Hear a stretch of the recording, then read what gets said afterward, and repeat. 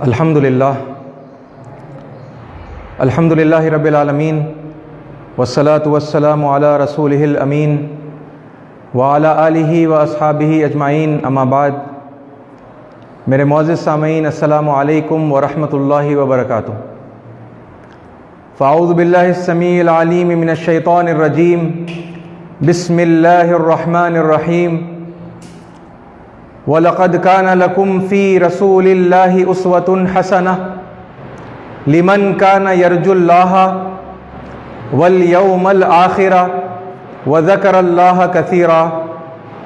صدق اللہ العظیم وصدق رسولہ النبی الکریم ونحن علی ذلک من الشاہدین۔ ساری تعریفیں، بڑھائی اور بزرگی سزاوار ہے اس رب کائنات کے لیے جسے لوگ پرمیشور، ایشور، سرویشورا، یہووا، واہے گرو، اللہ، رحمان، رحیم اور اس طرح کے بے شمار خوبصورت ناموں سے یاد کرتے ہیں، اور ہزاروں لاکھوں صلاۃ و سلام ہوں اللہ کے تمام انبیاء پر، تمام پیغمبروں پر، جنہوں نے اللہ کا پیغام ہر زمانے میں اللہ کے بندوں تک پہنچایا اور اس کا حق ادا کیا۔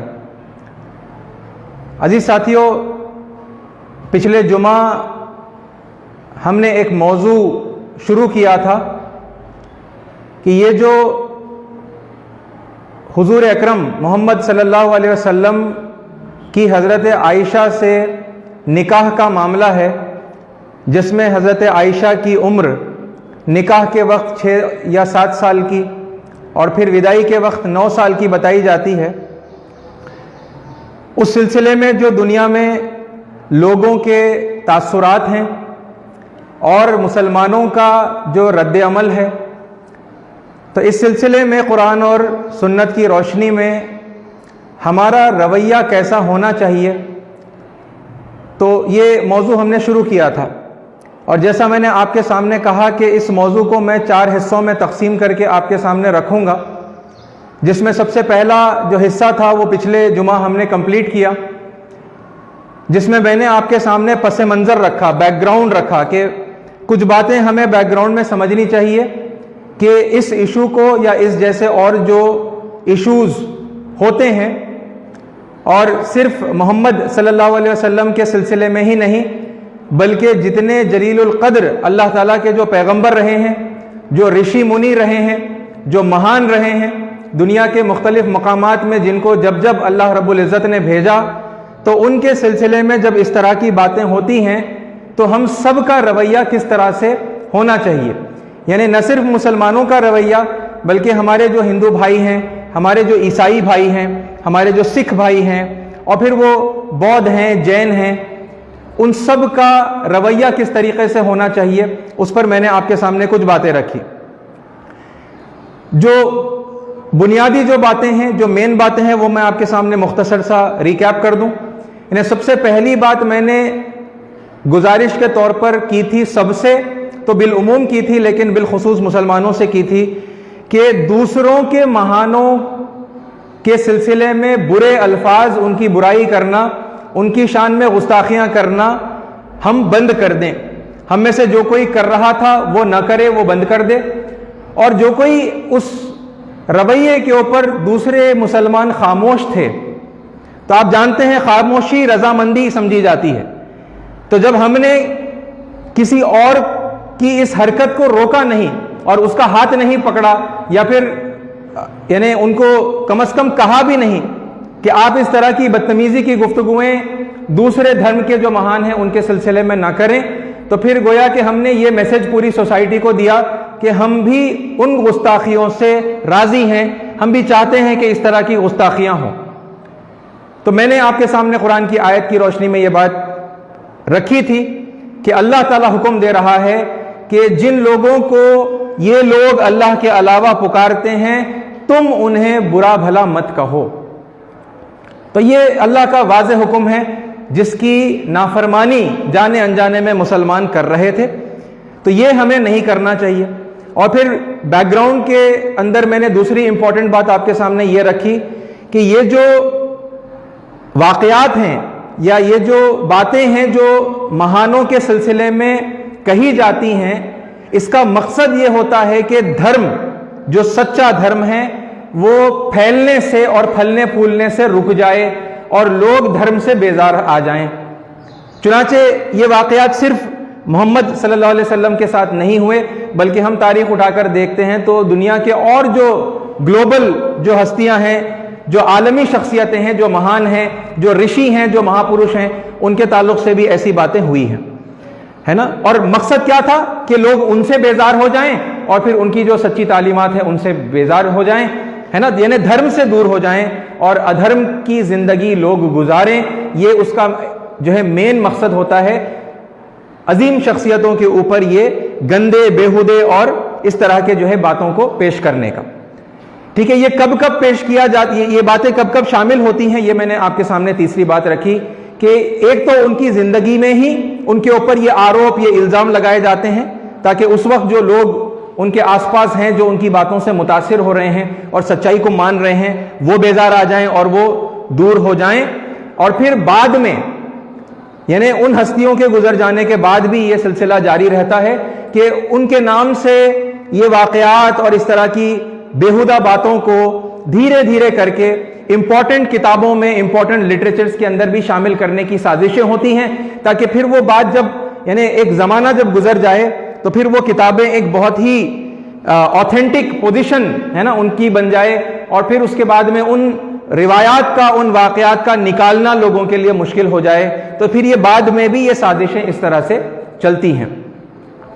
ٹھیک ہے، تو یعنی کہ یہ پورا ایک سازش کا حصہ ہے جہاں پر اصل میں یہ کوئی مطلب ہندو مسلم فساد کے لیے یا پھر یا عیسائی اور مسلم فساد کے لیے یا کرسچن ورسز ہندو فساد کے لیے یہ نہیں ہے نا، جیسا مطلب عام طور پر ہم سمجھتے ہیں، بلکہ اس کی حقیقت یہ ہے کہ یہ لوگوں کو دھرم سے دور کرنا ہے، دین سے دور کرنا ہے، دھرم کی سچی تعلیمات سے دور کرنا ہے اور بیزار کر دینا ہے تاکہ وہ یعنی اپنی جو سمجھ میں آئے اس طرح سے وہ زندگی گزاریں، جس میں عام طور پر ہوتا یہ ہے کہ لوگ ادھرم پر یا بے دینی کی زندگی گزارتے ہیں۔ یہ رہی بیک گراؤنڈ کی وہ باتیں جو میں نے آپ کے سامنے رکھی ہیں۔ اب اس سے اور آگے بڑھیں گے تو پھر یعنی ہمارا ایکچولی رویہ کیسا ہونا چاہیے تھا، ہے نا، یہ دوسری بات ہے جو میں آپ کے سامنے رکھوں گا اور آج کے خطبے میں انشاءاللہ اس پر ہم بات کریں گے۔ تیسرا اس میں عنوان یہ ہوگا کہ وہ سچائی آپ کے سامنے میں رکھوں کہ حضرت عائشہ کی عمر واقعتاً اس وقت کیا تھی، یعنی 6 اور 7 ایئرز کی ایج میں ان کا نکاح اور پھر 9 سال میں ودائی، یہ حقیقت ہے، یا پھر 17-18 سال میں، ہے نا، 16-17 سال میں ان کا نکاح ہوا اور 19 سال میں ان کی ودائی ہوئی۔ ریالٹی کیا ہے اس کے دلائل کے ساتھ میں آپ کے سامنے یہ تھرڈ پارٹ کے اندر رکھوں گا۔ ٹھیک ہے، اور پھر چوتھا جو اس میں میں نے حصہ آپ کے سامنے رکھنے کا ارادہ کیا ہے وہ یہ ہے کہ یہ جو روایتیں ہیں جو پھر آتھینٹک لٹریچر کی کتابوں میں، احادیث کی کتابوں میں جو شامل ہو جاتی ہیں، تو پھر ان کے تعلق سے ہمارا رویہ کیسا ہو، ہے نا، اس پر پھر ہم کچھ اور گفتگو کریں گے۔ تو بہرحال آ جاتے ہیں آج کے اس یعنی موضوع کے اوپر کہ اگر کوئی بلاسفیمی کرتا ہے، ٹھیک ہے، محمد صلی اللہ علیہ وسلم کی شان میں گستاخی کرتا ہے یا کچھ گستاخانہ کلمات کہہ دیتا ہے نا، کوئی ان کی شخصیت پر، ان کے کردار پر اگر سوال اٹھاتا ہے یا پھر کوئی شدید حملہ کرتا ہے نا، بغیر کسی یعنی کہ روک ٹوک کے وہ اپنے آپ میں سے بے قابو ہو کر وہ بہت برا بھلا اگر نبی کریم صلی اللہ علیہ وسلم کو کہتا ہے، تو پھر ہمارا رویہ کیسا ہونا چاہیے۔ اور میں پھر ایک بار یہ یعنی گزارش کرنا چاہوں گا کہ یہ میں گفتگو تو محمد صلی اللہ علیہ وسلم کے کانٹیکسٹ میں کر رہا ہوں، اور ڈائریکٹلی تو میں ویسے تو اپنے مسلم بھائیوں سے، بہنوں سے میں مخاطب ہوں، لیکن ساتھ ساتھ میں چاہتا ہوں کہ میرے وہ ہندو بھائی اور بہنیں، وہ عیسائی بھائی بہن، ٹھیک ہے، اور پھر وہ جو کوئی دوسرے یعنی دھرموں سے تعلق رکھنے والے جو لوگ ہیں، وہ اس بات کو ایک یعنی گلوبل پرسپیکٹو میں تمام جو مہان ہستیاں ہیں ان کے پس منظر میں بھی انہی باتوں کو وہ سمجھنے کی کوشش کریں، کیونکہ یہ جیسا میں نے کہا کہ یہ آئسولیٹڈ صرف پروفٹ محمد صلی اللہ علیہ وسلم کے سلسلے میں یہ واقعات نہیں ہیں، بلکہ تمام مہانوں کے سلسلے میں ہم غور کریں گے تو کوئی نہ کوئی باتیں ہیں جو بیہودہ ہیں، غلط ہیں، جو ان پر منسوب کی جاتی ہیں، یا پھر وہ کوئی سچا واقعہ ہوگا جسے آؤٹ آف کانٹیکسٹ بگاڑ کر لوگوں کے سامنے پیش کیا جا رہا ہے. مقصد وہی ہے کہ لوگ ان سے بیزار ہو جائیں اور دھرم سے دور ہو جائیں. تو ان سب ہستیوں کے متعلق یہ باتوں کو بھی آپ ساتھ میں سمجھتے ہوئے چلیے. میں ایگزامپلس اور ڈائریکٹ یعنی کہ جو بات کروں گا وہ محمد صلی اللہ علیہ وسلم کے حوالے سے کروں گا. دیکھیے اب میں نے آپ کے سامنے قرآن مجید کی ایک آیت پڑھی ہے نا ابتدا میں. کیا ہے؟ اللہ تعالیٰ فرماتا ہے کہ وَلَقَدْ كَانَ لَكُمْ فِي رَسُولِ اللَّهِ أُسْوَةٌ حَسَنَةٌ، در حقیقت تم لوگوں کے لیے اللہ کے رسول یعنی محمد صلی اللہ علیہ وسلم کے اندر ایک بہترین نمونہ ہے. اسوۃ حسنہ بہترین نمونہ ہے نا. تو پھر یعنی مسلمانوں کو کسی بھی معاملے میں جو رویہ اختیار کرنا چاہیے، جو ایٹیٹیوڈ اور بیہیویئر اختیار کرنا چاہیے، وہ کیسا ہو؟ قرآن مجید کی اس آیت کی روشنی میں وہ محمد صلی اللہ علیہ وسلم جیسا ہو، ہے نا. کیونکہ اللہ خود کہہ رہا ہے کہ تمہارے لیے در حقیقت محمد صلی اللہ علیہ وسلم کے اندر ایک بہترین اسوہ ہے، بہترین ایگزامپل ہے. ساتھ میں جو آیت ہے میں اسے کمپلیٹ کر دیتا ہوں. اللہ تعالیٰ آگے کچھ کنڈیشنز بتاتے ہیں ان لوگوں کے جو پروفٹ محمد کو ایک آئیڈیل ایگزامپل تسلیم کریں گے، قبول کریں گے، ایکسپٹ کریں گے. دیکھیے ان کا آئیڈیل ایگزامپل ہونا اپنے آپ میں ایک حقیقت ہے، لیکن ہر کوئی لے گا نہیں نا، ہر کوئی ایکسپٹ نہیں کرے گا. ایکسپٹ کون کرے گا؟ ان کے کوالٹیز اللہ تعالیٰ آگے اس آیت میں بتا رہا ہے کہ لقد کان لکم فی رسول اللہ اسوۃ حسنہ لمن کانا، ان لوگوں کے لیے جو لمن کانا یرجو اللہ، جو اللہ سے ملاقات کا یقین رکھتے ہیں، والیوم الآخرہ، اور پرلوک کے دن کا، نیائے دیوس کا، ہے نا، اور قیامت کے دن کا، آخرت کے دن کا جو یقین رکھتے ہیں. وَذَكَرَ اللَّهَ كَثِيرًا، اور جنہوں نے اللہ تعالیٰ کو کثرت سے یاد کیا، یعنی جو ہمیشہ پرمیشور کی یاد میں ڈوبے رہتے ہیں، ہے نا، جو یہوہ یا گاڈ یا جو بھی نام سے آپ پکارنا چاہیں آپ پکاریں، لیکن اس ہستی کی یاد میں جو کوئی ہمیشہ رہتا ہے. تو تین کنڈیشنز ہیں، ہے نا. یہ تین کنڈیشنز یا یہ تین کوالٹیز جس کسی کے اندر ہوں گی تو اسی کو رسول اللہ صلی اللہ علیہ وسلم کا جو ایگزامپل ہے وہ بیسٹ ایگزامپل یا بہترین ایگزامپل لگے گا. اور یہ کوالٹیز جس کسی کے اندر نہیں ہیں تو پھر وہ اس بیسٹ ایگزامپل کے سامنے آنے کے باوجود بھی وہ اسے ایکسپٹ نہیں کرے گا. وہ یعنی ایکنالج کرے گا، میں بھی وہ کہے گا ہاں ٹھیک ہے رسول اللہ نے ایسا کیا تھا، لیکن پھر وہ کچھ اور یعنی کہ اپنی تشریح کرے گا، اپنی توجیہ کرے گا، اس کے پاس کچھ ایک اپنا انٹرپریٹیشن یا ایکسپلینیشن رہے گا اور اس کا رویہ کچھ اور ہوگا. جیسا اسی کانٹیکسٹ میں، اسی معاملے میں جس پر ہم بات کر رہے ہیں کہ محمد صلی اللہ علیہ وسلم کا رویہ ان کو جھڑکیاں دینے والوں کے ان کے جھڑکیاں دینے والوں کے ساتھ کیسا تھا، ان کو گالیاں دینے والوں کے ساتھ کیسا تھا، ان کو جن لوگوں نے ان کی زندگی میں ان کی بلاسفیمی کی، ان کو برا بھلا کہا، ہے نا، ان پر غلط سلط باتیں کسی ہیں، تو پھر ان کا رویہ رسول اللہ صلی اللہ علیہ وسلم کا خود رویہ کیسا تھا، یہ میں آپ کے سامنے ابھی رکھنے جا رہا ہوں.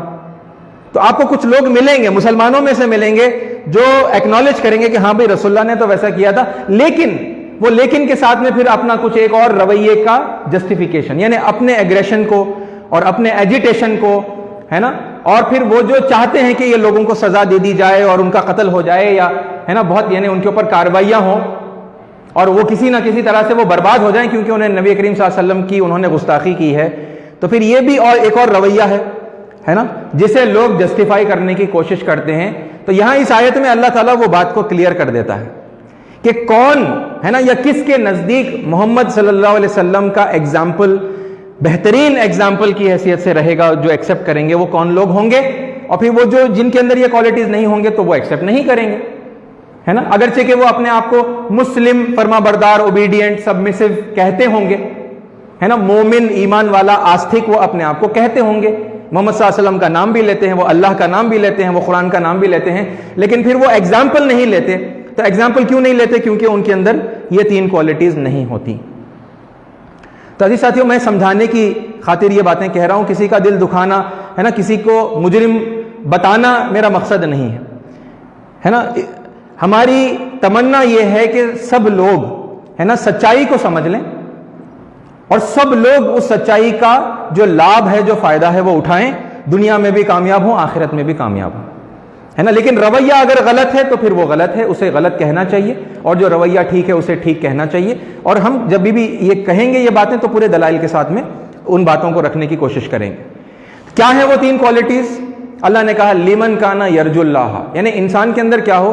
اللہ سے ملاقات، پرمیشور سے ملاقات کا یقین ہو کہ یہ زندگی جب ختم ہوگی تو پھر ایک دن آئے گا، ہے نا، جسے ہم پرلوک کہتے ہیں یا آخرت کا دن کہتے ہیں، جب سبھی کو دوبارہ اٹھایا جائے گا اور ہر فرد، ہر انڈیویجول اپنے پرمیشور سے، ہے نا، اپنے سرویشور سے، اپنے سرشٹی کرتا سے، اپنے کریٹر سے، اپنے مالک سے، خالق سے وہ ملے گا. اس بات کا یقین ہو کہ میری ملاقات ہونے والی ہے نا. والیوم الآخرہ، اور آخرت یعنی وہ آخرت کے دن ہوگا اور اس دن نیائے کیا جائے گا. ہمارا سرشٹی کرتا، ہمارا کریٹر ہمارے ساتھ اس دن نیائے کرے گا. جو کچھ پنیہ ہم نے کیا ہے، جو کچھ بھلائیاں کی ہیں، اس کے بدلے میں ہمیں نعمتیں ملیں گی، ہے نا، سورگ ملے گا، جنت ملے گی. اور جو کچھ پاپ کیے ہیں تو پھر اس کی سزا بھی مل سکتی ہے. تو نیائے دیوس کے دن کیا ہوگا؟ نیائے تلا ستھاپت ہوگا، میزان قائم کیا جائے گا اور پھر اعمال تولے جائیں گے، ہے نا. جو ہمارے کرم ہیں وہ تولے جائیں گے. تو پنیہ ہوں گے، اچھے کرم، ہے نا، بھلائیاں، اور دوسری طرف پاپ ہوں گے، برائیاں، گناہ، ہے نا، ان کو ایک پلڑے میں تولا جائے گا. پھر جس کسی کا نیکیوں کا، ہے نا، پنیہ کا پلڑا بھاری ہوگا، اس کے لیے سورگ کا اعلان ہوگا. اور پھر جس کسی کا پاپوں کا جو پلڑا ہے، گناہوں کا جو پلڑا ہے وہ بھاری ہوگا، تو پھر اس کے لیے جہنم کی، نرک کی سزا گھوشت کی جائے گی، اسے نرک میں ڈال دیا جائے گا. اس کا یقین، والیوم الآخرہ وذکر اللہ کثیرا، اور اس نے اللہ کو کثرت سے یاد کیا. یہ 3 کوالٹیز ہے نا، یعنی اٹھتے بیٹھتے چلتے پھرتے بات کرتے سوچتے، ہے نا، ہر وقت پرمیشور یاد ہو کہ چاہے کوئی دیکھ رہا ہو یا نہ دیکھ رہا ہو، میرا رب مجھے دیکھ رہا ہے. کوئی سنے یا نہ سنے، میرا رب سن رہا ہے. میرے دل کا حال کوئی نہیں جانتا لیکن میرا رب جانتا ہے نا. اور یہ کیفیت کب ہو؟ یہ صرف کسی عبادت گاہ کے اندر ہیں اس وقت یہ کیفیت ہے، باہر آ گئے آزاد ہو گئے ایسا نہیں ہے نا، بلکہ یہ کیفیت ہر وقت ہونی چاہیے. تو یہ کیفیتیں، یہ کوالٹیز جس کسی کے اندر پیدا ہوں گی تو اس کے نزدیک کیا ہوگا؟ یہ ایگزامپل محمد صلی اللہ علیہ وسلم کا وہ بہترین ایگزامپل وہ انسان ایکسیپٹ کرے گا، ہے نا، ورنہ وہ ایکسیپٹ نہیں کریں گے. رائٹ، اب آ جاتے ہیں اس ایگزامپل کی طرف کہ یعنی کہ بھئی اس معاملے میں، بلاسفیمی کے معاملے میں رسول اللہ صلی اللہ علیہ وسلم کا ذاتی رویہ کیا تھا. چھوٹے چھوٹے یہ واقعات ہیں، آپ لوگ جانتے ہیں، یہ پہلے سے یعنی بہت مشہور واقعات ہیں. لیکن بس کیا ہوتا ہے نا کہ مطلب ایسے جب یعنی اشتعال انگیز جب واقعات دنیا میں ہو جاتے ہیں، کسی نے کچھ گستاخی کر دی، کسی نے کچھ کارٹون بنا دیا، تو ایک دم سے ہم ایموشنل ہو گئے، ایموشنلی چارجڈ ہو گئے. تو پھر اب یہ واقعات کی طرف ہماری نظر نہیں جاتی، ہٹ جاتی ہے نا. اب رسول اللہ صلی اللہ علیہ وسلم کا ایک واقعہ ہمیں سیرت میں ملتا ہے. ایک بڑھیا ہے جو مکہ کے سرحد پر کھڑی ہوئی ہے اور گزرنے والوں کو آواز لگا رہی ہے کہ کوئی میری یہ پوٹلی اٹھا کر میرے سر پر رکھ دے، ہے نا. ایک بہت بوڑھی عورت ہے، بہت کمزور ہے، اور اس کے ساتھ سامان ہے جو ایک پوٹلی کے اندر، ہے نا، باندھا ہوا ہے. اور وہ لوگوں کو، چلنے والوں کو، گزرنے والوں کو آواز دے رہی ہے کہ کوئی میرا سامان بس اٹھا کر میرے سر پر رکھ دو، ٹھیک ہے، کیونکہ میں یہاں سے جا رہی ہوں. کسی نے اس کی طرف توجہ نہیں دی، کسی نے آ کر مدد نہیں کی، اور وہاں سے گزر ہوا محمد صلی اللہ علیہ وسلم کا. اور ہم جانتے ہیں کہ اللہ کے نبی صلی اللہ علیہ وسلم رکے. انہوں نے پوچھا کہ امی جان کہاں جا رہی ہو؟ تو انہوں نے بتایا کہ مکہ چھوڑ کر میں جا رہی ہوں، دور جا رہی ہوں. تو رسول اللہ صلی اللہ علیہ وسلم نے، محمد صلی اللہ علیہ وسلم نے کیا کیا؟ اس پوٹلی کو اٹھایا، بڑی بھاری پوٹلی تھی، بہت وزن تھی، ہے نا. انہوں نے اٹھا کر اپنے سر پر رکھ لیا، خود اٹھا لیا، اور کہا کہ امی جان آپ چلیے، میں آپ کے ساتھ چل رہا ہوں. یہ ایک انتہائی حیرت کی بات ہے کہ جہاں کوئی رک کر وہ پوٹلی اٹھا کر، ہے نا، بڑھیا کے سر پر رکھنے کے لیے بھی تیار نہیں تھا، وہاں پر ایک ایسا شخص آتا ہے جو پوٹلی کو اٹھا کر خود، ہے نا، ان کے ساتھ چلنے لگتا ہے. اور پھر اس کے بعد میں محمد صلی اللہ علیہ وسلم نے اس بڑھیا سے پوچھا کہ امی جان کس وجہ سے آپ جا رہی ہیں, ہے نا, کیوں مکہ چھوڑ کر جا رہی ہیں؟ تو اس بڑھیا نے کہا کہ یہاں پر ایک شخص ہے جس کا نام ہے محمد, اور وہ ہمارے خداؤں کو برا بھلا کہتا ہے, اور وہ ایسا ہے اور وہ ویسا ہے. اور اس بڑھیا نے راستہ تمام محمد صلی اللہ علیہ وسلم کی توہین کی, بلاسفیمی کی ان کی موجودگی میں. اور آپ جانتے ہیں کہ رسول اللہ صلی اللہ علیہ وسلم نے اس موقع پر کیا کیا. یعنی یہ کوئی مطلب نیا واقعہ نہیں ہے نا جو پہلی بار آپ سن رہے ہیں, آپ جانتے ہیں. رسول اللہ صلی اللہ علیہ وسلم راستہ تمام اس کے ساتھ خاموشی سے چلتے رہے, اور وہ بڑھیا جتنی گالیاں دے رہی تھی, جتنا برا بھلا کہہ رہی تھی, رسول اللہ صلی اللہ علیہ وسلم کچھ کہے بنا خاموشی سے سن رہے تھے, ہے نا. انہوں نے کچھ اس ٹاپک کو چینج کرنے کی کوشش نہیں کی. انہوں نے, چونکہ وہ بڑھیا نہیں جانتی تھی نا کہ یہ جو ساتھ چل رہے ہیں وہی محمد ہیں, تو انہوں نے اس شخصیت کو, محمد کو پروٹیکٹ کرنے کے لیے کچھ بھی نہیں کہا کہ ارے نہیں وہ تو اچھا ہے نا, لوگ اس کو اچھا کہتے ہیں, مکہ کے رہنے والے تو صادق اور امین کہتے ہیں, کیونکہ کہتے تھے نا, صادق بھی کہتے تھے, سچا, اور امین امانت دار کہتے تھے. ڈیفنس کے اندر کیریکٹر کو پازیٹو پروف کرنے کے لیے کچھ نہیں کہا اس موقع پر, ہے نا, کچھ نہیں کہا, ساتھ چلتے رہے. اچھا, کیا وہ باتیں ظاہر سی بات ہے ناگوار گزریں گی کسی کے اوپر بھی؟ کیا رسول اللہ نے پوٹلی رکھ دی اور چلے گئے واپس کہ اگر ایسا ہے, یعنی مجھے سے تم بھاگ رہی ہو تو لہذا میں اس کام میں تمہارا ساتھ نہیں دوں گا, اب تم چلے جاؤ, یہ لو پوٹلی تمہارے اپنے سر پر میں رکھ دیتا ہوں, یا پھر مطلب نیچے رکھ دیتا ہوں, میں واپس ہو جاتا ہوں. یعنی یہ چیز آپ کو نظر آتی ہے کیا؟ پھر ہم کیوں اس پہلو پر سیرت کی غور نہیں کرتے؟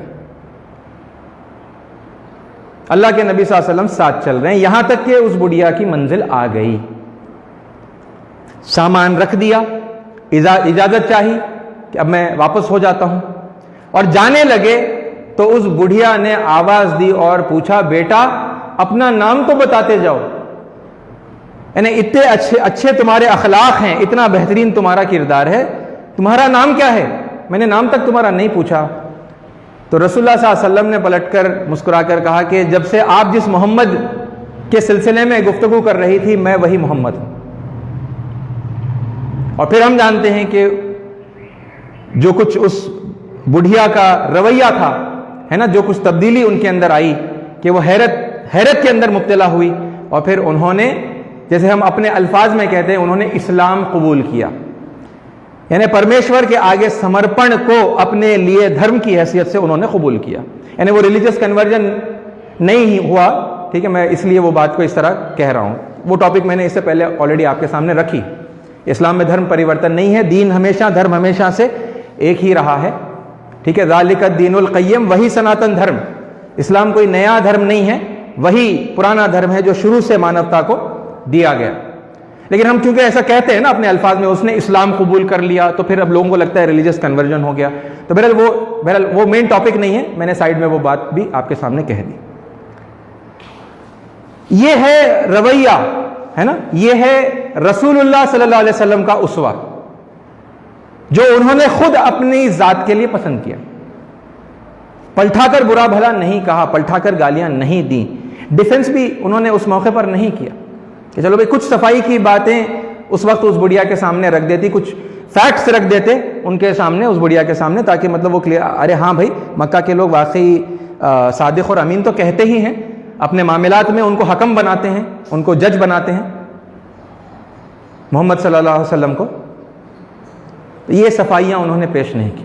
اور حیرت کی بات ہے, یعنی اس بات پر, یعنی ریسنٹلی مجھے ایک ریئلائزیشن ہوا کہ وہ بڑھیا خود ریزن بتا رہی ہے مکہ چھوڑ کے جانے کا. کیا ہے ریزن؟ کہ وہ محمد صلی اللہ علیہ وسلم سے, ان کے دین سے, ان کی دعوت سے دور بھاگنا چاہتی ہے. ان کی آواز بھی جو ہے کان میں نہیں پڑنا, اس لیے وہ جا رہی ہے, یعنی دین سے دور جا رہی ہے نا. اور یہ بات معلوم ہونے کے باوجود بھی رسول اللہ صلی اللہ علیہ وسلم ساتھ چل رہے ہیں, اسے اس کے انہیں مقصد سے روکا نہیں، ارے یہ تو دین سے دور جا رہی ہیں، لہذا اسے کسی طرح روک لیا جائے، وہ یہیں پر رہے گی، پھر اس کی آواز، اس کے کان میں جو ہے کچھ حق کی باتوں کی آواز پڑے گی تو پھر وہ اسلام قبول کر لے گی۔ یعنی بظاہر یہ کیا ہے، وہ تو دور جا رہی ہے، رسول اللہ اس کا ساتھ دے رہے ہیں، وہ محمد صلی اللہ علیہ وسلم سے، ان کے دین سے بھاگ رہی ہے، رسول اللہ اس کا ساتھ دے رہے ہیں۔ یہ کردار ہے، یہ سمجھنے کی ضرورت ہے کہ یہ اسوہ حسنہ اللہ کے نبی صلی اللہ علیہ وسلم کا ہے نا، ہمارے سامنے ہے، جسے اللہ کہتا ہے کہ یہ ہمارے لیے بہترین نمونہ ہے۔ تو اصل چیز یہ نہیں ہوتی کہ مطلب ہم بس حق لوگوں کو پیش کر دیں، پھر انہیں چاہے اچھا لگے برا لگے، وہ کیا کرتے، مانتے ہیں مانے، نہ نہیں مانتے نہیں مانے، وہ جہنم میں جائیں، ٹھیک ہے، ہمیں اس سے کوئی پرواہ نہیں۔ یہ ایٹیٹیوڈ نہیں ہوتا ہے نا مومنوں کا اور آستھکوں کا۔ دھرم کے سلسلے میں جو سچی تڑپ رکھتے ہیں ان کا یہ رویہ نہیں ہوتا، بلکہ ان کی ساری کی ساری ہمدردی انسانیت کے ساتھ ہوتی کہ وہ سچائی کسی طریقے سے وہ لوگ مان لیں، کیونکہ اس میں انہی کی بھلائی ہے، ان کی دنیا بھی اچھی ہو جائے گی، ان کی آخرت بھی اچھی ہو جائے گی۔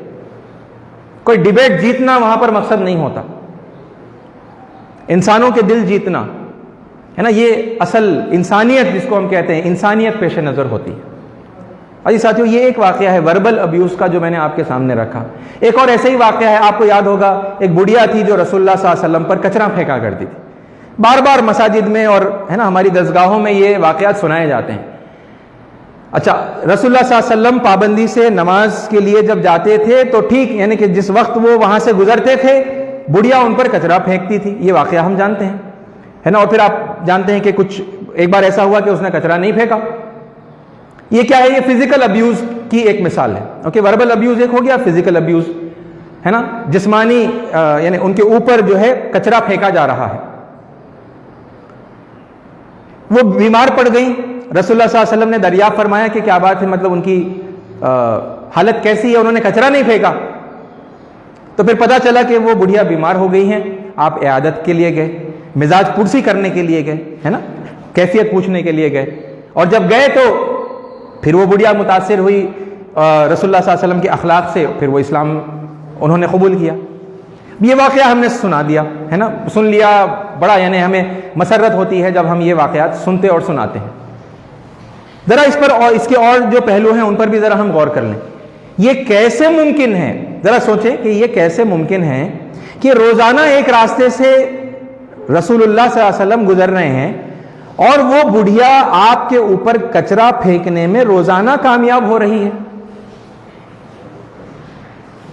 ارے بھائی، راستہ بدل لیتے، کسی اور گلی سے چلے جاتے، ایک بار گئے دیکھا کچرا پھینک دیا، دوسری بار گئے چلو بھائی ایک اور چانس دے دیا، دوسری بار گئے دوسری بار بھی کچرا پھینک دیا، اس کے بعد تو راستہ بدل لیتے، یا کم از کم اسی گلی میں سے اتنی دور سے گزرتے کہ وہ بڑھیا کچرا پھینکنا چاہتی مگر وہ کچرا ان پر گرتا نہیں، کہیں درمیان میں گر جاتا راستے میں، کیونکہ آخر بڑھیا ہی ہے، وہ کوئی نوجوان عورت تو نہیں ہے جو پھینک رہی ہے۔ یعنی یہ کتنا لطیف پہلو ہے سیرت کا کہ رسول اللہ صلی اللہ علیہ وسلم اتنی پراکسیمٹی کے اندر سے گزر رہے ہیں، اتنے کلوز ہے نا اس گھر سے گزر رہے ہیں کہ وہ بڑھیا کچرا پھینک پائے۔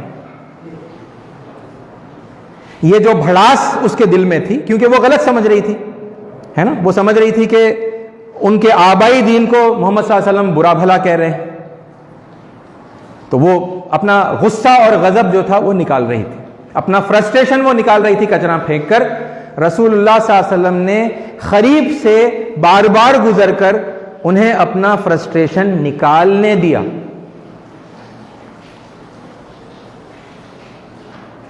اور پھر جب وہ ایک دن کچرا پھینکنے سے رہ گئی تو پھر دریافت فرمایا کہ کیا بات ہے، کیوں آج انہوں نے کچرا نہیں پھینکا، اور پھر جب پتا چلا کہ وہ بیمار ہیں تو پھر آپ عیادت کے لیے گئے۔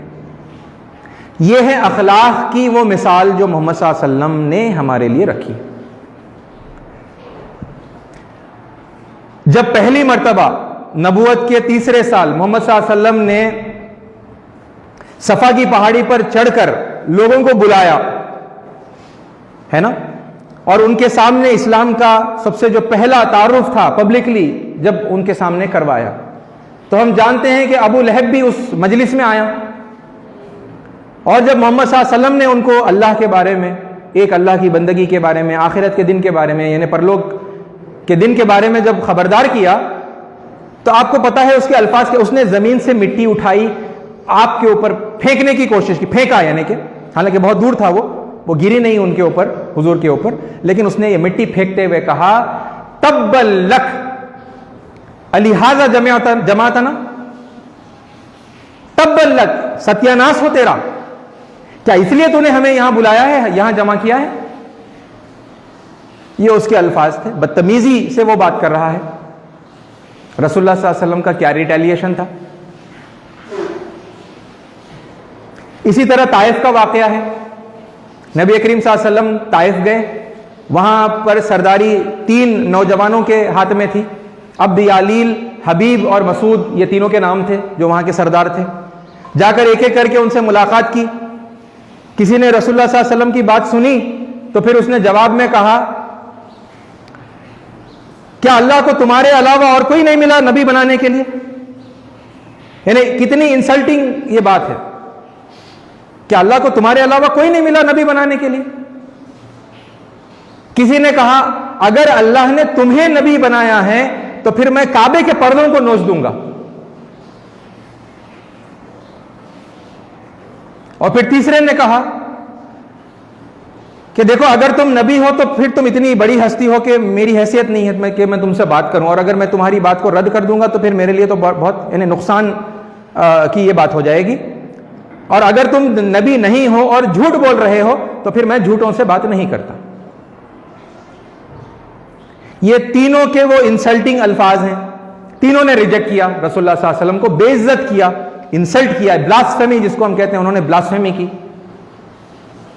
اور رسول اللہ صلی اللہ علیہ وسلم کا رویہ کیا تھا؟ اور اتنا ہی نہیں کیا، انہوں نے صرف یہ وربل ابیوز پر وہ انہوں نے اکتفا نہیں کیا، بلکہ انہوں نے اپنے شہر کے اوباش لوڈوں کو رسول اللہ صلی اللہ علیہ وسلم کے پیچھے لگایا کہ وہ پتھر ماریں، ہے نا۔ رسول اللہ صلی اللہ علیہ وسلم راستے سے جا رہے ہیں، اس سڑک کے دونوں کنارے پر نوجوان کھڑے ہوئے ہیں، وہ پتھر پھینک پھینک کر رسول اللہ صلی اللہ علیہ وسلم کو مار رہے ہیں، یہاں تک کہ جب لہو لہان ہو گئے اور تکلیف کے مارے، کمزوری کے مارے گر پڑے تو لوگوں نے آ کر یعنی بغلوں میں سے ہاتھ دے کر ان کو کھڑا کیا اور پتھر یعنی برسانا کنٹینیو کیا، یہاں تک کہ جو آپ کی جوتیاں تھیں وہ خون سے بھر گئیں۔ یہ تھا فزیکل ابیوز، یعنی وربل ابیوز بھی انہوں نے کیا، فزیکل ابیوز بھی انہوں نے کیا۔ اور پھر اس کے بعد اللہ کے نبی صلی اللہ علیہ وسلم کے پاس آپ جانتے ہیں جبریل علیہ السلام آئے پہاڑوں کے فرشتے کو لے کر، ہے نا، اور کہا کہ اللہ کے حکم سے آیا ہوں، اگر آپ اشارہ کر دیں ان پہاڑیوں کے بیچ میں جو ہے طائف کی اس پوری وادی کو یعنی پیس کے رکھ دیں گے۔ اور رسول اللہ صلی اللہ علیہ وسلم نے کیا کہا کہ نہیں، اگر یہ نہیں مانتے تو مجھے امید ہے کہ ان کی آنے والی جو نسل ہے وہ سچائی کو قبول کرے گی، وہ ایمان لائے گی۔ یہ اسوہ ہے نبی کریم صلی اللہ علیہ وسلم کا۔ یہ ہمیں سمجھ میں نہیں آتا، یہ اتنا کلیئر، یہ اتنا پاپولر بھی ہے نا، یہ کوئی مطلب تاریخ میں چھپے ہوئے کچھ ایسے واقعات نہیں ہیں جو میں ہے نا کوئی الگ سے پہلی مرتبہ یا بہت زمانے کے بعد ڈھونڈ کر لا کر لوگوں کے سامنے پیش کر رہا ہوں، یہ تو جانے مانے واقعات ہیں۔ یہ بلاسفیمی کر رہے ہیں یہ لوگ، اور رسول اللہ صلی اللہ علیہ وسلم کا رویہ بالکل صاف ہے، ہمدردی ہے، دعائیں ہیں ان لوگوں کے لیے۔ دعا کیا کر رہے ہیں؟ اللہم اغفر لی قومی فانہم لا یعلمون۔ کیا دعا ہے ذرا غور کریے، یعنی جا کر خود آپ صلی اللہ علیہ وسلم نے بات پہنچائی ہے، لوگوں کو سمجھایا ہے، لیکن اللہ کی بارگاہ میں کیا کہہ رہے ہیں؟ کہہ رہے ہیں کہ اللہم اغفر لی قومی، اے اللہ، اے میرے اللہ، میری قوم کو معاف کر دیجئے، فانہم لا یعلمون، وہ نہیں جانتے کہ میں آپ کا نبی ہوں، میں آپ کا رسول، وہ نہیں جانتے۔ فانہم لا یعلمون، کیسے نہیں جانتے؟ آپ خود گئے تھے نا، آپ خود نے جا کر بتایا تھا ان لوگوں کو، آپ نے پرسنلی جا کر ان کو انوائٹ کیا تھا، مگر پھر بھی اللہ سے دعا کر رہے ہیں اے اللہ ان کو نہیں معلوم، آپ معاف کر دیجئے۔ یہ ہے نبی کریم صلی اللہ علیہ وسلم کا رویہ۔ تو ایسے ہی عزیز ساتھیوں، ایسے بے شمار واقعات ہیں جہاں پر نبی کریم صلی اللہ علیہ وسلم کی لوگوں نے توہین کی، اور یہ نبی کریم صلی اللہ علیہ وسلم کا رسپانس تھا، خاموشی اختیار کر لی، ان کے لیے مغفرت کی دعا کی، ان کے لیے ہدایت کی دعا کی، ان کی پھر بھی خیر خواہی کرتے رہے، ہے نا۔ یہ تھا نبی کریم صلی اللہ علیہ وسلم کا رویہ۔ یہ کس کے لیے رہے گا؟ بہترین نمونہ کون ایکسیپٹ کرے گا اور کون پھر اسی پر عمل کرے گا؟ لمن کان یرجو اللہ والیوم الآخر وذکر اللہ کثیرا، وہ جو اللہ کو کثرت سے، اللہ سے ملاقات کا یقین رکھتا ہے، آخرت کے دن کا یقین رکھتا ہے اور اللہ کو کثرت سے یاد کرتا ہے، انہی لوگوں کے لیے یہ رہے گا بہترین نمونہ، وہی ایکسیپٹ کریں گے. ورنہ پھر یعنی لوگوں کے پاس کیونکہ آرگیومنٹس ہیں نا. اب کسی نے کہا کہ بھائی دیکھو، جب کوئی شریف انسان ہوتا ہے اور اس پر اگر اس کے کیریکٹر پر اگر کوئی حملہ کر دے، وہ خود بیچارہ جواب نہیں دیتا، دوسروں کو چاہیے کہ ان کے بہاف جواب دے، لہٰذا ہم دے رہے ہیں، آج کا مسلمان دے رہا ہے. یہ آرگیومنٹ لوگ پیش کرتے ہیں. یعنی یہ آرگیومنٹ کو آپ دیکھیں تو یعنی یہ بنیادی بات سے ٹکراتا ہے. بھئی رسول اللہ کا خود اپنے سلسلے میں ان کے ساتھ بلاسفیمی جو کی گئی اس کے سلسلے میں رسول اللہ نے خود اپنا نمونہ پیش کر دیا ہے، جس میں درگزر ہے، معافی ہے، خاموشی ہے، ریٹیلیشن نہیں ہے. رسول اللہ کے اسوے کو بازو رکھ کے اب یہ آرگیومنٹ آ رہا ہے کہ نہیں، ایک شریف آدمی خود جواب نہیں دیتا، ہم کسی نہ کسی کو ان کے بہاف پہ جواب دینا چاہیے. یعنی پھر رب رسول اللہ کا اس معاملے میں اسوا نہیں رہا آپ کے لیے، آئیڈیل آپ کے لیے مثالی نہیں رہا. آپ کچھ اور اس کو سمجھتے ہیں کہ ہمیں ایسا کرنا چاہیے، یہ زیادہ بہترین ہے نا.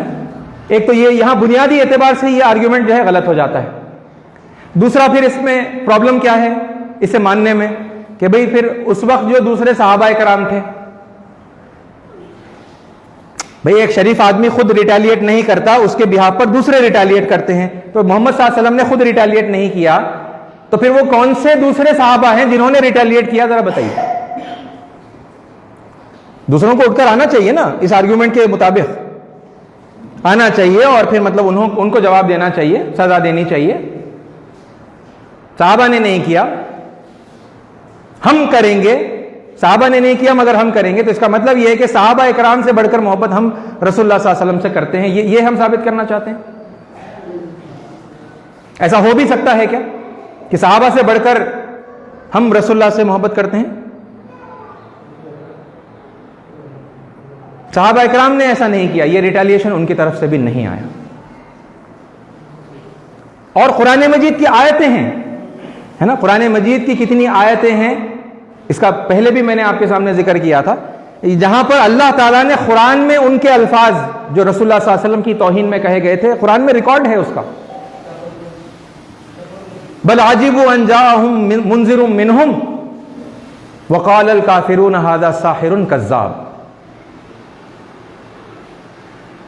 بلکہ انہیں تعجب اس بات پر ہوا کہ انہی میں سے ایک ڈرانے والا، ایک خبردار کرنے والا، وارننگ دینے والا ان کے پاس آ گیا، اور کافروں نے کہا کہ یہ جادوگر ہے، جھوٹا ہے.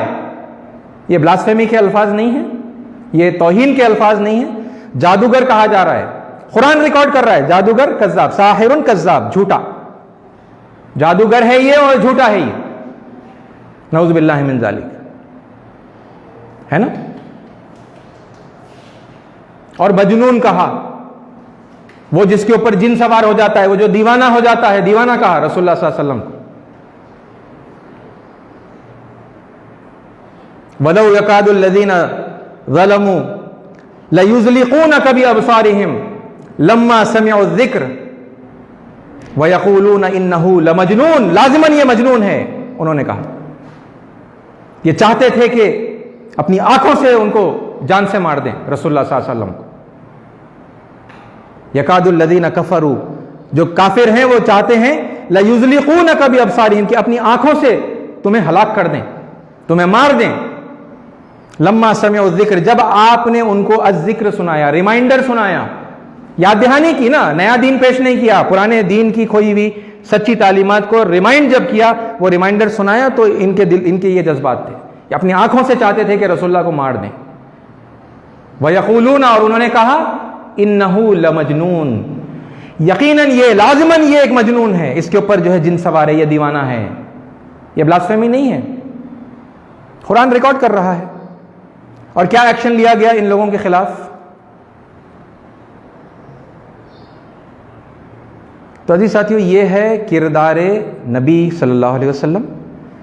تو اگر ہم ایمان والے ہیں واقعتاً اور مسلم ہیں، یعنی اوبیڈینٹ، سبمٹڈ ہے نا اللہ کی مرضی کے آگے، اگر واقعتاً ہم نے اپنی مرضی کو جھکایا ہے، اور رسول اللہ صلی اللہ علیہ وسلم کو اگر ہم واقعی بہترین نمونہ ہے نا اسوہ حسنہ، بیسٹ ایگزامپل یا بہترین ایگزامپل اگر ہم مانتے ہیں، تو پھر ضرورت اس بات کی ہے کہ ہم رسول اللہ صلی اللہ علیہ وسلم کے کردار کے اس پہلو کو جانیں اور اس پر ہم عمل کریں۔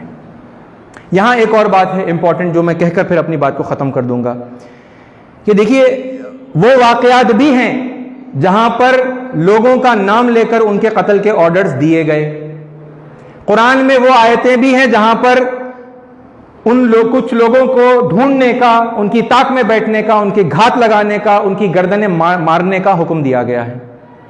لیکن وہ کس کانٹیکسٹ میں تھا، ہے نا، وہ کب کہا گیا، کس کے لیے کہا گیا، وہ ایک پھر ڈیٹیل ڈسکشن ہے، وہ بھی ہے، کیونکہ یہاں مطلب پھر یہ دو ایکسٹریمز ہو جاتے ہیں۔ اگر ہم صرف یہ پہلو پر بات کریں کہ رسول اللہ صلی اللہ علیہ وسلم نے یعنی صرف رحمت کا اور شفقت کا اور درگزر کا معاملہ کیا، تو پھر وہ کیا تھا، وہ بھی تو تھا نا، وہ ایک الگ ایکسٹریم ہو جاتی ہے جب اس کو ٹوٹلی نیگلیکٹ کر کے کہتے ہیں صرف مار رہے تھے، صرف کاٹ رہے تھے، ہے نا، ہر غیر مسلم کو قتل کرنے کا آرڈر دے دیا، ہر مشرک کو جو ہے جان سے مارنے کا، اس کی گھات میں بیٹھنے کا آرڈر دے دیا، وہ ایک الگ ایکسٹریم ہے اس کے انٹرپریٹیشن میں۔ لیکن وہ کیا ہے، پھر اس کی حقیقت کیا ہے، وہ ہمیں دیکھنی ہوگی۔ اس وقت تو موقع نہیں ہے، کیونکہ میں جس ٹاپک پر فوکس کر رہا ہوں وہ بلاسفیمی ہے۔ میں اتنا آپ سے کہہ دوں کہ وہ جن لوگوں سے جنگ کی گئی یا پھر وہ جن لوگوں کو قتل کیا گیا، موٹے موٹے الفاظ میں، موٹے موٹے انداز میں اگر میں آپ سے کہوں کہ اس کے ریزنز ایڈمنسٹریٹو تھے، پولیٹیکل تھے، ریلیجیس نہیں تھے، بلاسفیمی تو ہرگز نہیں تھی۔ حالانکہ وہ لوگوں نے بلاسفیمی بھی کی۔ وہ کون لوگ تھے، آپ جب مطلب ہم جب اس کی اسٹڈی کریں گے، ہے نا، ان واقعات کو نکال کر دیکھیں گے، تو یہ وہ لوگ تھے جو ایک حکومت قائم ہونے کے بعد، ہے نا، لوگوں کی میجورٹی اور پسند سے ایک سسٹم، ہے نا، ایک گورنمنٹ قائم ہونے کے بعد اس گورنمنٹ کو الٹنے کی کوشش کر رہے تھے، اور وہاں پر فساد اور خون ریزی کرنے کی وہ لوگ کوشش کر رہے تھے، مرڈرز کے وہ لوگ پلان بنا رہے تھے، ہے نا، لوگوں میں دہشت اور قتل اور غارت گیری کے منصوبے وہ لوگ بنا رہے تھے، اور اس کے جرم میں، یعنی آپ ایک لفظ میں کہیں غداری، دیش دروہی لوگوں کو قتل کیا گیا یا ان کے قتل کے آرڈرز دیے گئے۔ اور وہ دیش دروہی کی یہ سب حرکتوں کے ساتھ، یہ پلاننگ کے ساتھ، یہ ہے نا مکاریوں کے ساتھ، وہ ساتھ میں بلاسفیمی بھی کر رہے تھے۔ تو جس کی وجہ سے اب مطلب وہ بلاسفیمی الگ کر کے یہ سب چیزوں کو نیگلیکٹ کر دیں گے، ان کی باقی حرکتوں کو کہیں گے کہ نہیں بھائی بلاسفیمی کی تھی اس لیے قتل کا آرڈر دے دیا تھا۔ یہ یہاں آ کر غلطی ہو جاتی ہے، یہ ایسا نہیں تھا۔ اصل جو قتل کی ان کی، ورنہ تو پھر اب یہ سب لوگ تھے نا جنہوں نے کتنی مرتبہ رسول اللہ صلی اللہ علیہ وسلم کی توہین کی تھی، بلاسفیمی آلریڈی کی تھی۔ اچھا وہ موقع، یعنی جب غلبے کا موقع تھا، فتح مکہ کا، آپ یاد کریے، اب مکے کے جتنے لوگ بچے ہوئے ہیں میجورٹی ان کی وہ دشمنوں کی ہے، جنہوں نے وربلی ابیوز کیا تھا، فزیکلی ابیوز کیا تھا، وہ تو موقع تھا نا پھر ایک ایک سے گن گن کے حساب لے لیتے۔ جبکہ بعد مطلب ایک صحابی تھے جو چاہ بھی رہے تھے، انہوں نے کہا الیوم یوم الملحمہ، آج ٹکا بوٹی کا دن ہے، آج تو یعنی سب کے ٹکڑے ٹکڑے کر دیے جائیں گے، آج بدلہ لیا جائے گا۔ تو رسول اللہ صلی اللہ علیہ وسلم نے جیسے ہی سنا کہ فلاں صحابی یہ بات کہہ رہے ہیں، تو وہ ایک بیٹالین کے کمانڈر تھے، ان کو امیڈیٹلی وہاں سے سسپینڈ کیا گیا، کسی اور کو کمانڈر بنایا گیا اور اعلان کیا گیا الیوم یوم المرحمہ، آج رحم کا دن ہے، آج کا دن رحمت کا دن ہے، رحم کا دن ہے، ٹکا بوٹی کا بدلے کا دن نہیں ہے۔ بھائی وہ سارے انسلٹ کرنے والوں سے حساب ایک ایک کر کے حساب لیتے، سب کو سزا دے دیتے۔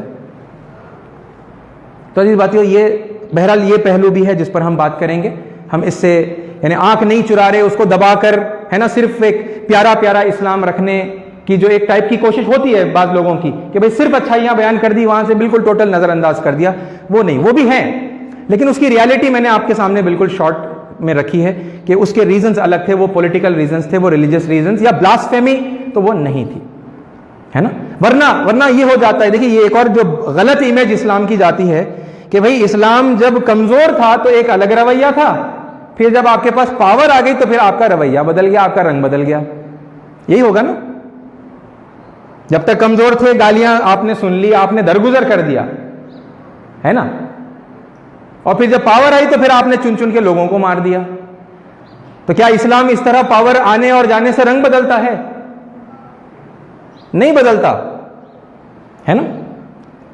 یہ غلط امیج جاتا ہے جب ہم یہ جسٹیفائی کرتے ہیں کہ نہیں اس کو بلاسفیمی کی وجہ سے قتل کا آرڈر دیا تھا، دیکھو یہ تو وہ کر رہے تھے، میں یہ نہیں کہہ رہا وہ نہیں کر رہے تھے، بلاسفیمی کر رہے تھے، لیکن اس بلاسفیمی کی وجہ سے ان کو سزا نہیں دی گئی، ان کے کچھ اور جرائم تھے، وہ پولیٹیکل جرائم تھے، ہے نا، وہ ڈسرپشن، وہ بلڈ شیڈ، خون ریزی اور ایک سٹیبل حکومت کو اوور ٹرن کرنے کی ان کی کوششیں تھیں، جس کی وجہ سے ان کو سزا دی گئی. اور یہ صرف اتنا ایسا ہی نہیں ہے کہ وہ محمد صلی اللہ علیہ وسلم کے ساتھ ہوا. آپ پھر ایک بار اٹھا کر آپ دیکھیے، ہے نا، تاریخ آپ اٹھا کر دیکھیے، شری رام کی تاریخ دیکھیے، شری کرشن کی جو تاریخ ہے وہ آپ دیکھیے، جو پانچوں پانڈو ہیں اور کوروں کی جو لڑائی ہے، اس میں وہ کوئی یعنی وہ نظر تو آتا ہے ایک پولیٹیکل ڈسپیوٹ، لیکن وہ دھرم اور ادھرم کی جو ہے لڑائی ہے، وہاں سے فوکس ہٹ جاتا ہے نا. اس کو پھر ایک یعنی کمپلیٹ ایک پولیٹیکل کلر دے کر صرف اس انداز میں پھر لوگوں کی بات ہوتی ہے کہ بھئی پولیٹیکل ڈومینیشن ایکچوئل مطلب مقصد تھا، یہ تھا وہ تھا. وہ ویسا نہیں تھا، ہے نا. وہ دراصل دھرم اور ادھرم کی لڑائی تھی، وہ لوگوں کے کچھ جرائم تھے جن کی وجہ سے ان کو وہ سزا دی گئی. آج کی حکومتیں کیا کریں گی آپ بتائیے؟ آج کے دنیا میں جس بھی ملک میں آپ چلے جائیے، وہاں پر جو سٹیبل گورنمنٹ ہے، جو پراپر الیکشن سے، ہے نا، ڈیموکریسی سے جو الیکٹ ہو کر جو پاور میں آئی ہے، اس حکومت کا تختہ پلٹنے کی کوئی بھی گروپ اگر کوشش کرے گا تو حکومت کیا اقدام کرے گی، کیا کارروائی کرے گی ان لوگوں کے تعلق سے؟ یہی کرے گی نا. انہیں پکڑا جائے گا، ان کو سزا دی جائے گی. وہ دیش دروہی ہوتے ہیں، وہ غدار ہوتے ہیں، تو پھر ان کے ساتھ وہی معاملہ. اگرچہ کہ مطلب سزائے موت دنیا میں بہت سارے ملکوں کے اندر اب نہیں دی جاتی، لیکن پھر بھی بعض ممالک میں ابھی بھی دی جاتی ہے، پہلے دی جاتی تھی، ہے نا. تو وہ جو معاملہ ان لوگوں کے ساتھ ہوا وہ ایسا ہی معاملہ ہے، دیش دروہیوں کا معاملہ ہے. ان کو قتل جو کروایا گیا یا آرڈرز دیے گئے، ٹھیک ہے. بلاسفیمی کی وجہ سے نہیں. بلاسفیمی آپ دیکھیے ایک ایک انسیڈنٹ رسول اللہ صلی اللہ علیہ وسلم درگزر کر رہے ہیں، معاف کر رہے ہیں، ہے نا. اور پھر ہم نے کہاں کھل کر سب لوگوں کو محمد صلی اللہ علیہ وسلم کا تعارف پیش کیا ہے نا. کیا ہے، گنے چنے کچھ لوگوں نے کیا ہے، کرنے والے بھی مطلب کئی مرتبہ کمیونل انداز میں کر دیتے ہیں. حالانکہ بولنے کو ایک بولتے ہیں وہ سب کے لیے ہیں، وہ سب کے پروفٹ ہیں، لیکن پھر وہ ہمارے ہے نا، ہمارے کہہ کر بھی پیش کرتے ہیں، جہاں سے پھر لوگوں کے دلوں میں تنگی آتی ہے.